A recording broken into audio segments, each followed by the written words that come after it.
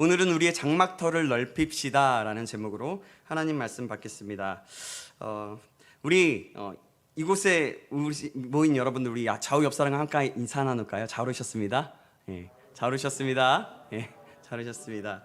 예, 우리 다시 한번 고백할까요? 주님의 이름으로 사랑합니다. 주님의 이름으로 사랑합니다. 정말 주님의 이름으로 사랑합니다. 오늘도 주님의 은혜와 주님의 은총이 오늘 이 시간에 가득하게 간절히 소망합니다. 오늘 이사야 54장은 이스라엘의 죄로 인해서 회파된 그 예루살렘을 하나님께서 다시 회복시키실 것을 예언하고 있는 장면입니다. 지금은 수치를 당하고 있지만, 그들의 죄로 인해서 수치를 당하고 있지만 앞으로는 수치를 잊게 해줄 것이고, 또 여호와 하나님께서 이스라엘의 남편이시라고 말씀하시면서 언약, 즉 약속을 통하여 새롭게 하시는 하나님이심을 말씀하고 있는 것입니다. 이 모든 회복과 예언은 스룹바벨의 성전 재건으로 성취되었는데, 궁극적으로는, 실제적으로는 예수 그리스도의 구속이 성취됨을 말하고 있는 것이고, 또 그리스도의 부활로 온전히 성취됨을 말하는 것입니다. 곧 예수님께서 오셔서 그 일을 성취하실 것이라는 그런 말씀이죠. 오늘 전체 본문 중에 앞부분의 내용을 통해서 그럼 이스라엘은 어떻게 반응하며 또 지금 우리는 어떻게 반응해야 되는지를 한번 살펴보도록 하겠습니다. 어느 성도가 빨래비누 공장 주인의 친구였습니다. 그러나 한 사람은 신자이고 또 한 사람은 신자가 아니어서 만나기만 하면 서로 논쟁을 벌였습니다. 어느 날 빨래비누 공장 사장이 성도인 친구에게 시비를 걸었습니다. 자네가 믿는 복음이 그렇게도 귀하고 또 열심히 전하는데 왜 세상은 점점 죄악이 늘어가고 부조리가 날로 심하여 가는지 설명 좀 하게. 교회가 그렇게도 많은데 왜 세상은 왜 악해지는지 말해보라는 것입니다. 성도는 다음과 같은 질문을 했습니다. 자네는 열심히 빨래비누를 많이 만드는데 왜 거리에는 아직도 더러운 것이 많으며 더러운 옷을 입고 다니는 사람들이 있는가? 그렇게 질문을 했다고 해요. 그랬더니 사장은 그거야 그들이 빨래비누를 사다가 쓰지 않기 때문 아니겠나? 라고 너무나 당연하듯 자신 있게 대답했습니다. 바로 그거야. 복음은 분명히 복음이지만 사람들이 믿고 받아들이지 않으니 어쩌야 하겠는가? 자네도 복음을 믿지 않으니까 그 모양이지 않겠나? 이렇게 말하였습니다. 복음으로 받아들이지 않는데 어떻게 변화가 있겠는가라고 하는 것입니다. 그렇게 재치 있는 대답을 했다고 합니다. 하나님은 우리들을 사랑하셔서 독생자를 주셔서 그 사랑을 계시하고 확증하셨습니다. 이것이 복음의 핵심입니다. 그러므로 성숙한 믿음을 가진 자는 하나님의 사랑의 방법을 인정하고 시인합니다. 내 방법이 아니고 하나님의 사랑의 방법을 받아들이는 것입니다.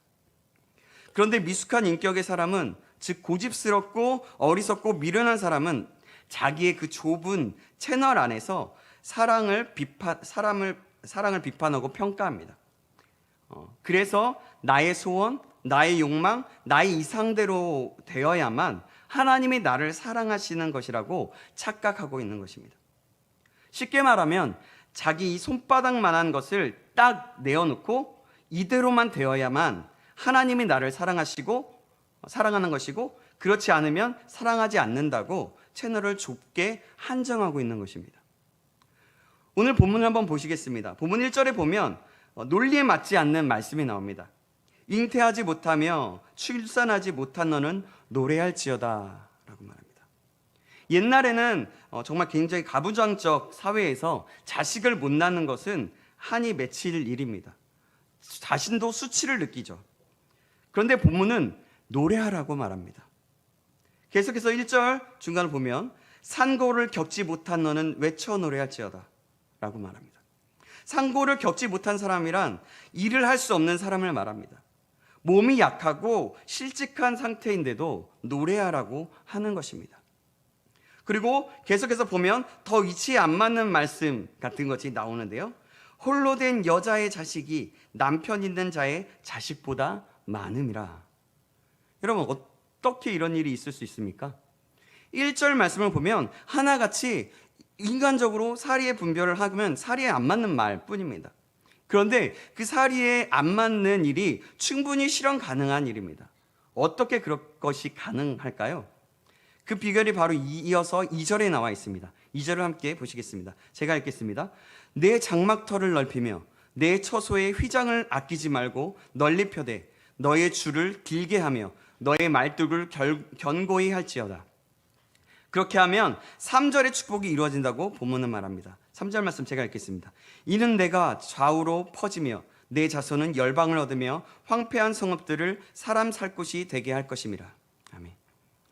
이는 내가 좌우로 퍼지며, 이 말은 활동 영역이 넓어진다는 말입니다. 또 내 자손은 열방을 얻으며 라고 하는데요, 이 말은 자손이 잘 된다는 말입니다. 세계로 퍼져나가듯이 말이죠. 또 황폐한 성읍들을 사람 살 곳이 되게 할 것이니라 라고 말하는데, 황폐한 곳이 새롭게 되어 사람 살 곳이 되게 된다는 것, 가는 곳마다 그것은 복의 근원이 된다는 말입니다. 그러니까 현재의 모습이 부족해 보여도 노래하라는 말입니다. 왜냐하면 장래에 넘치는 소망이 있기 때문입니다. 그러므로 우리에게는 2절의 말씀이 우리의 실천 목표가 되어야 합니다. 2절 말씀은 간단히 말하면 터를 넓히며 살자는 말입니다. 특별히 다음과 같은 3가지 터를 넓히며 살아야 할 것을 말씀하고 있는데요. 그렇게 그럼 그 3가지 터는 무엇일까요? 그 터를 한번 살펴보겠습니다. 첫 번째는요, 마음의 터를 넓히며 살아야 한다는 것입니다. 빨리빨리, 이 말은 외국 사람들이 제일 빨리 배우는 말입니다. 한국에 오면요. 동남아나 좀 더운 나라들은 그렇게 빨리빨리 하자는 언어를 많이 쓰지 않는 것을 알고 있습니다. 다른 외국도 마찬가지일 것입니다. 그러나 우리나라는요, 빨리빨리를 많이 씁니다. 정말 여러분 그렇지 않습니까? 예. 우리도 빨리빨리라는 말을 얼마나 많이 씁니까? 그래서 외국 사람들이 제일 빨리 배우는 말 아닐까 생각해 봅니다. 예전에 양어장을 경영하는 분의 말을 TV에서 하는 말을 들어보았는데, 물고기들이 병으로 죽기보다 먹이를 먼저 먹으려고 부딪혀서 생기는 상처로 죽는 경우가 더 많다고 합니다. 그 죽음에는 물고기 자신의 책임도 있지만 공간이 적은 원인도 있죠. 그렇죠? 넓은 바다에서는 부딪힐 염려가 없습니다. 반면에 좁은 곳에서 살다 보면 부딪힐 일이 많이 있습니다. 그래서 인간도 좁은 공간에 있으면 부딪히고 상처를 입을 가능성이 많은 것이 사실입니다. 그러나 인간은 물고기가 아니기 때문에 좁은 공간에 살아도 마음은 넓게 펴고 살 수 있어야 합니다. 우리가 마음먹기에 따라서 우리에게는 무한한 영적인 공간이 있습니다. 그리고 무의식의 공간이 있고 꿈이라는 공간이 있습니다. 제 언어예요. 그리고 요즘에는 무한한 공간인 인터넷상의 사이버 공간도 있습니다.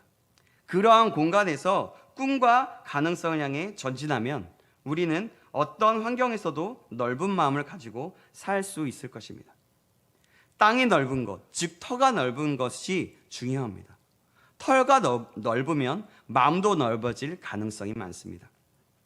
그러나 우리는 하나님을 믿는 사람들입니다. 좁은 공간에서도 넓은 공간을 꿈꾸고 활용하며 살면 충분히 마음을 넓히면서 살 수 있게 되는 것입니다. 우리는 무엇보다도 넓은 마음을 가지기를 꿈꾸며 노력해야 합니다. 그 넓은 마음이 가져다주는 유익은 말할 수 없이 많기 때문입니다.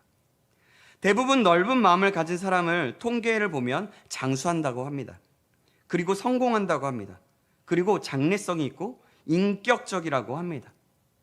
믿음이 주는 가장 큰 열매는 바로 넓은 마음입니다.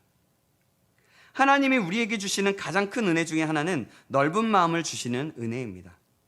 열왕기상 4장 29절 30절에 이런 말씀이 있습니다. 하나님이 솔로몬에게 지혜와 총명을 심히 많이 주시고 또 넓은 마음을 주시되 바닷가의 모래같이 하시니 솔로몬의 지혜가 동쪽 모든 사람의 지혜와 애굽의 모든 지혜보다 뛰어난지라. 아멘. 하나님께서 솔로몬에게 지혜와 총명과 더불어 넓은 마음을 주셨다고 합니다. 사실 지혜와 총명만 있으면 얄팍한 꾀를 부리는 경우가 많습니다. 그러므로 지혜와 총명의 넓은 마음이 꼭 따라와야 합니다. 그런데 그 말은 사실상 넓은 마음이 지혜와 총명보다 더 중요하다는 말입니다. 그래서 하나님 앞에 쓰임받는 사람들은 더 넓은 마음을 가진 사람들이었습니다. 여러분, 사랑을 받고 마음을 넓히고 생각을 넓히고 그릇을 넓히고 소망을 넓히십시오. 본문 말씀대로 장막을 넓혀 휘장을 널리 펴고 말뚝을 견고하게 박는 역사가 저와 여러분의 마음에 나타나기를 간절히 소망합니다. 특히 넓은 마음을 가지기 위해서 우리의 마음에 먼저 휘장을 널리 펴는 역사가 나타나야 합니다. 나만 아는 마음, 내 가정만 아는 마음, 내 필요, 내 삶에만 아는 그 마음과 같은 이런 좁은 마음에서 벗어나야 하는 것입니다. 내 생각과 내 감정과 내 뜻과 내 것, 그러니까 나만 아는 거죠. 그런 좁은 마음에서 벗어나야 한다는 것입니다. 사랑하는 여러분, 모든 일에서 그와 같은 너그러운 마음을 가질 수 있기를 주님의 이름으로 축원합니다. 내가 좁은 마음을 가지고 있다면 하나님께 간절히 구하십시오. 그리고 소망하십시오. 물론 그렇게 되는 과정에서 우리가 훈련을 받을 수 있습니다. 시간이 걸릴 수도 있습니다. 그러나 좁은 마음으로는 하나님의 일을 좁게 밖에 할 수 없습니다. 넓은 마음이 있어야 하나님께서 우리에게 넓은 것들을 허락하셔서 더 많은 일들을 감당하게 하실 것입니다. 그러니 하나님께서 우리의 마음의 터를 넓히시는 일이 있기를 주님의 이름으로 축원합니다. 그럼 우리가 더 넓혀야 할 터는 무엇일까요? 바로 두 번째로 기도의 터를 넓히며 살아야 합니다. 마음을 넓히기로 결심한 것 정말 중요한 일입니다. 그러나 결심했다고 해서 그대로 되는 것은 절대로 아닙니다.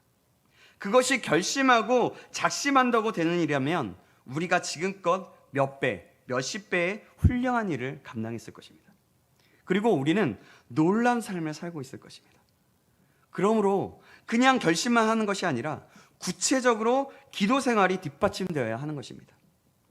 기도의 줄을 널리 뻗을 수 있는 것, 이것이 꼭 필요하다는 것입니다. 마음을 넓히려면 은혜를 받고 기도의 영역을 넓혀가야 하는 것입니다. 어떤 분은 5분만 기도하면 그 다음에 할 말이 없다고 합니다. 왜 그렇습니까? 나를 위해서만, 내 가족을 위해서만 기도하기 때문입니다. 그리고 그런 사람은 정말 하나님을 인격적으로 만나지 못할 가능성이 큽니다. 기도의 줄을 널리 펴서 기도의 영역을 넓혀야 합니다. 기도는 넓은 의미에서 영적인 기업이라고 할 수 있습니다. 세상에서는 비즈니스를 할 때, 일을 할 때 영역을 점차 넓혀갑니다. 그처럼 영역을 넓혀갈수록 얻는 수확이 많은 것처럼 기도할 때 영역을 넓혀 씨를 뿌리면 그만큼 많은 것을 거둘 수 있게 되는 것입니다. 폭넓은 기도의 소유자가 폭넓은 마음의 소유자입니다. 그래서 폭넓은 기도의 소유자가 축복된 존재가 되는 것입니다. 믿음의 조상 아브라함의 기도의 일을 생각해 보십시오. 그는 어땠습니까? 영역을 굉장히 넓혔습니다. 소돔을 멸망시킨다는 말에 그 성을 위해 그리고 조카 롯을 위해 기도했습니다. 모세는 어떻습니까? 온 백성들이 죄를 지었을 때 그 죄를 보듬고 자신의 이름을 지어달라고까지 하면서 기도했습니다. 그렇게 영역을 넓혔습니다. 사도 바울도 예수님을 만나기 전에는 자기 백성만 아는 사람이었지만 유대인의 그 학문과 유대인의 지식, 그 율법만이 강조하는 그런 사람이었지만 다메섹에서 주님을 만난 후 이방인의 사도가 되었습니다.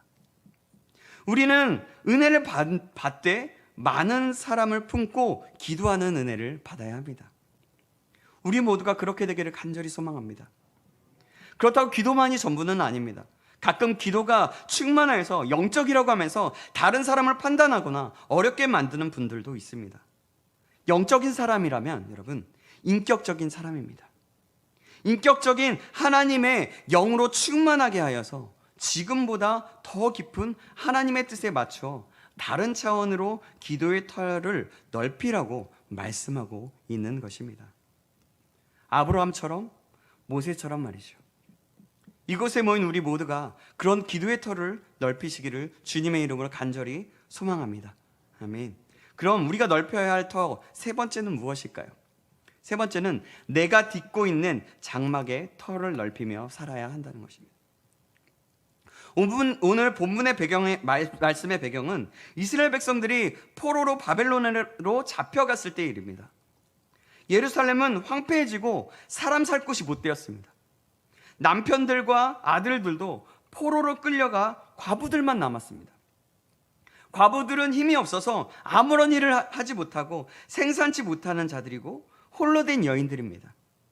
바로 그들에게 하나님은 말씀하고 있는 것입니다. 노래할지어다 라고 선포하면서 말이죠.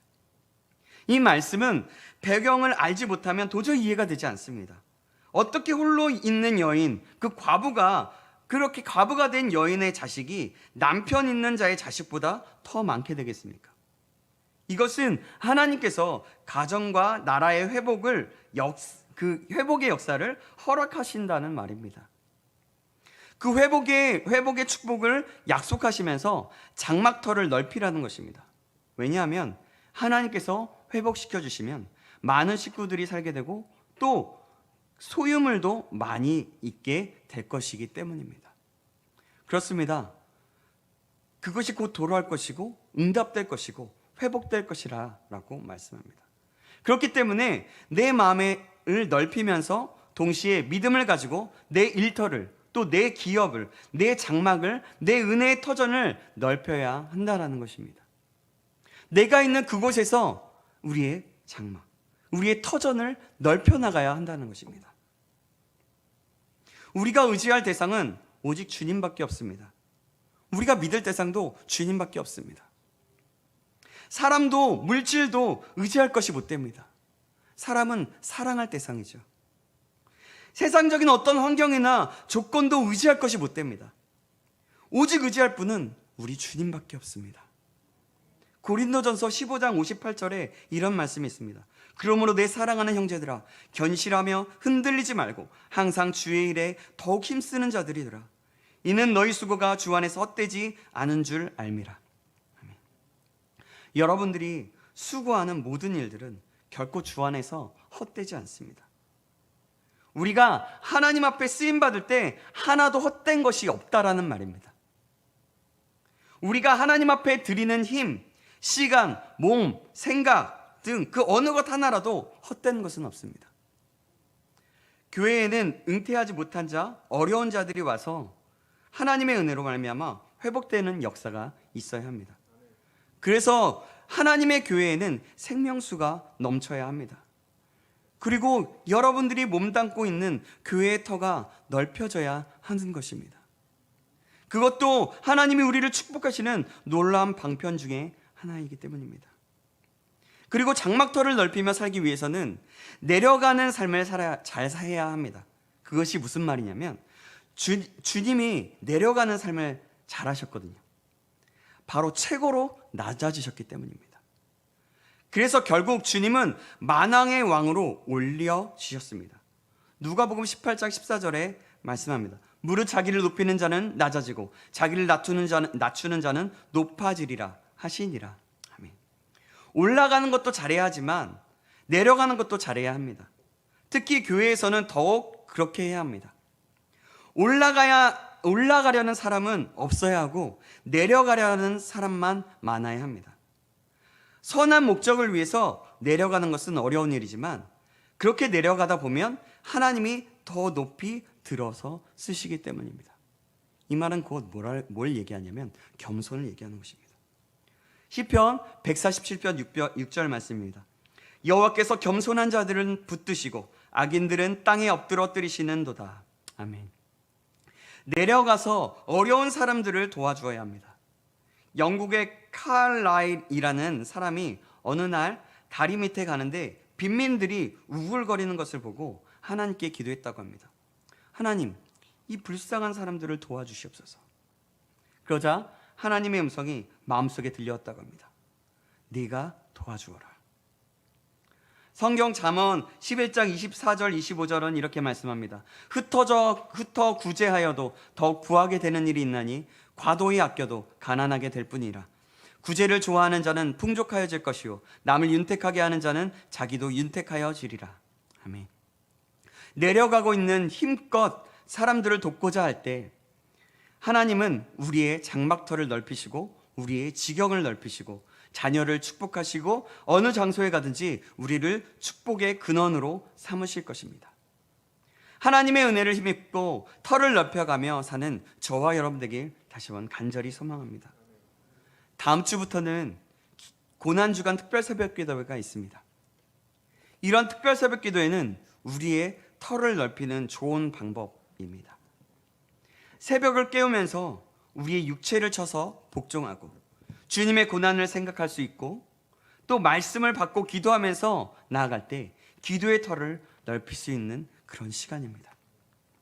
우리의 마음도 우리의 장막터도 넓힐 수 있는 시간입니다. 이건 주님께서 주신 기회입니다. 사랑하는 여러분, 돌아오는 고난주간이 그런 시간이 되기를 간절히 소망합니다. 모두 참여하여서 주님 주신 은혜를 마음껏 누리며 예수님의 고난을 이전보다도 더 경험하고 더 깊이 묵상하며 그래서 그 고난이 어떤 고난이었을까? 이전에 경험하지 못했고 이전에 생각지도 못했던 그 은혜를, 그 놀라우신 사랑을 알게 되는 역사가 있기를 주님의 이름으로 축원합니다. 말씀을 맺습니다. 사랑하는 여러분, 우리는 오늘 세 가지 장막터를 넓혀야 함을 말씀을 통해서 들었습니다. 뭐였습니까? 첫 번째는 마음의 터를 넓히며 살아야 한다 였습니다. 두 번째로는 기도의 터를 넓히며 살아야 한다 였습니다. 세 번째로는 내가 딛고 있는 장막터를 넓히며 살아야 한다 였습니다. 사랑하는 여러분, 이제는 우리의 장막터를 넓힙시다. 오늘 말씀을 통해서 말씀 속에서 말씀하고 계신 그 장막터를 넓힙시다. 저와 여러분 모두가 오늘 주신 말씀을 기억하면서 주님이 주시는 세 가지 장막터를 넓히며 살아가게 되기를 주님의 이름으로 축원합니다. 기도하겠습니다. 하나님, 오늘 말씀을 통하여 우리에게 깨닫는 은혜를 주시면 감사합니다. 그러나 이렇게 깨닫는 것으로 만족하지 않게 하여 주시옵소서. 하나님이 부어주실 은혜를 바라보며 그 은혜를 차고 넘치게 받아서 마음의 장막터를 넓히게 하셨고 기도의 장막터를 넓히게 하셨고 내가 딛고 있는 곳의 장막터를 넓히게 하여 주시옵소서. 그래서 주님 주신 모든 영역에서 더 아름답게 주님의 뜻을 이루며 더 많은 주님의 일을 해나갈 수 있도록 이뤄나갈 수 있도록 인도하여 주시옵소서. 살아계신 예수 그리스도의 이름으로 기도합나이다.